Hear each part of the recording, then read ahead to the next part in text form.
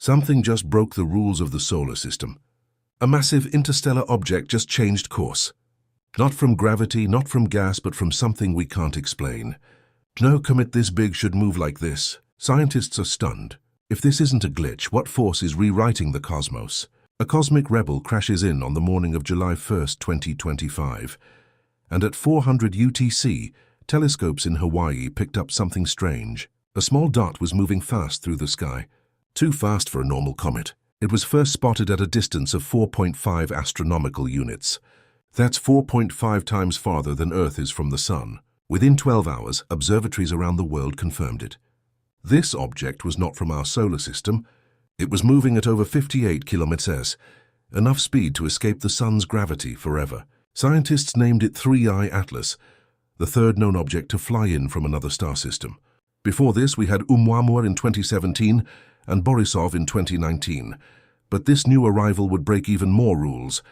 Unlike Oumuamua, which was small and rocky, and Borisov, which looked like a typical comet, 3I Atlas didn't fit the pattern. Its core, called the nucleus, is between 5 and 11 km wide, making it the largest interstellar object ever seen. For comparison, Halley's Comet is only about 11 km wide and it's considered huge. Atlas also had an active coma, the glowing cloud of gas and dust that surrounds a comet. But something didn't add up. The way it moved through space didn't match the forces acting on it. Comets usually follow paths shaped by gravity, sunlight and gas jets, but this one was drifting off course. The mystery deepened when astronomers compared their predicted models with reality. What they found wasn't a small error. It was a repeating, measurable drift. Something was pushing Atlas off course, and the usual explanations weren't enough. Gravity alone couldn't explain it, and neither could sunlight or gas. When an object like a comet enters the solar system, scientists use math to predict its path. They look at its mass, speed, and how gravity from the Sun and nearby planets will pull on it. These calculations usually work very well. That's how we send spacecraft across billions of kilometers and hit tiny targets. But with 3I Atlas, something was off. Scientists ran their numbers again and again, using tools that had worked for decades. But no matter how carefully they calculated, Atlas didn't go where it was supposed to. At first, the changes were tiny. These are called residuals, small differences between where something should be and where it actually is. In most cases, these can be explained by things like gas jets on a comet's surface. But with Atlas, the differences kept growing. They weren't random either. They followed a pattern. This wasn't a mistake in measurement or a broken telescope. The object was drifting slowly, steadily, in a way that didn't match any known force. By mid-July 2025, the problem became clear. Atlas was not following the path predicted by gravity and gas alone.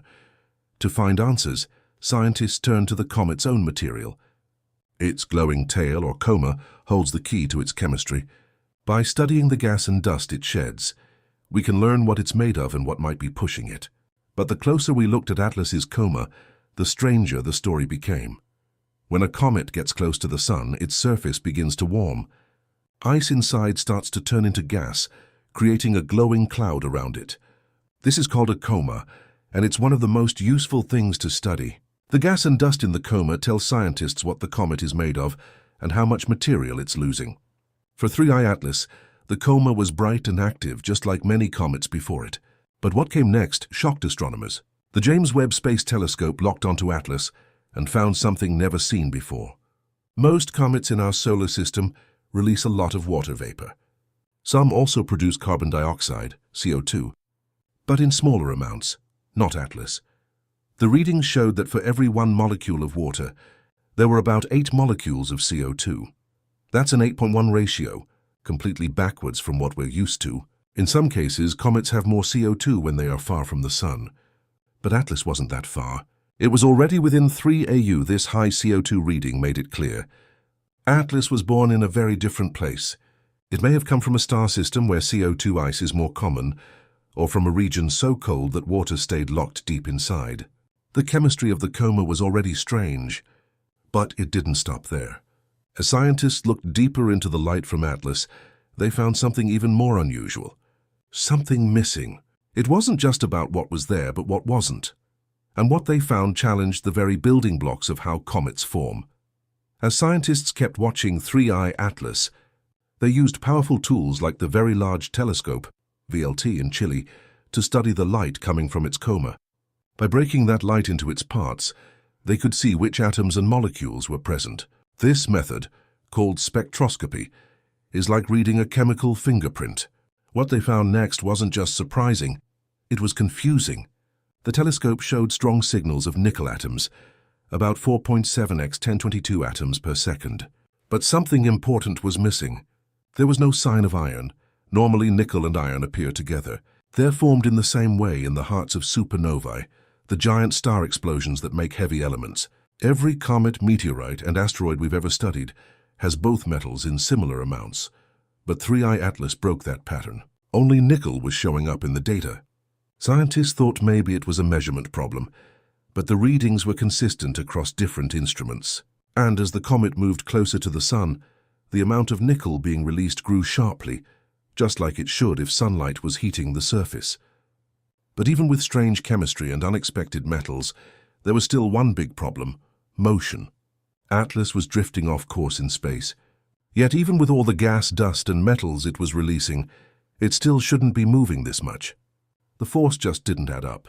So scientists looked back at the basics, how much mass this object had. And that made the mystery even deeper. If you blow on a balloon, it moves. That's the same idea scientists use to explain how comets drift. When sunlight hits a comet, it heats up. Ice inside the comet turns into gas and shoots out like a jet. This gas pushes against the comet, changing its direction slightly. We call this outgassing, and it's a well-studied process. In 2014, the Rosetta mission followed Comet 67P Churyumov-Gerasimenko, watching how gas jets changed the comet's spin and orbit. It worked perfectly for comets we understand. But 3I Atlas is in a different league. Atlas is huge. Its nucleus is between 5 and 11 kilometer wide, which means it could weigh billions of tons. That's thousands of times more massive than Oumuamua, the first interstellar visitor. To move something that heavy, you need a strong push. But the outgassing from Atlas doesn't have that kind of power. Scientists measured the dust and gas loss. The Hubble Space Telescope showed that Atlas was losing between 6 and 60 kilos of dust per second. The Swift telescope detected 40 kilos per second of water vapor. On paper, that sounds like a lot. But when you compare it to the comet's mass, it's not enough to change its path the way we're seeing. This question has been asked before. Back in 2017, a much smaller object called Oumuamua passed through the solar system. It also changed its path in a way we couldn't explain. It had no gas jets, no visible coma, just a mystery push. Now with Atlas doing something similar, but on a much bigger scale, scientists are starting to wonder, is this a pattern?